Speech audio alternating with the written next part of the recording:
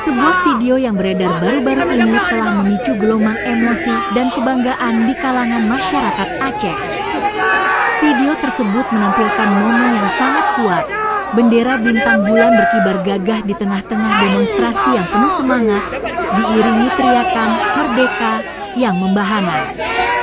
Pemandangan ini bukan hanya sekadar visual yang menarik, tetapi juga simbol dari semangat perjuangan, identitas, dan harapan masyarakat Aceh. Bendera bintang bulan memiliki makna yang mendalam bagi masyarakat Aceh. Ia bukan hanya sekadar kain berwarna, tetapi representasi dari sejarah panjang, budaya yang kaya, dan identitas yang kuat.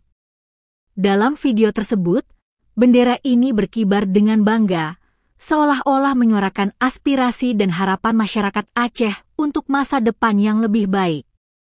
Teriakan "Merdeka" yang menggema di latar belakang video semakin menambah kekuatan pesan yang ingin disampaikan.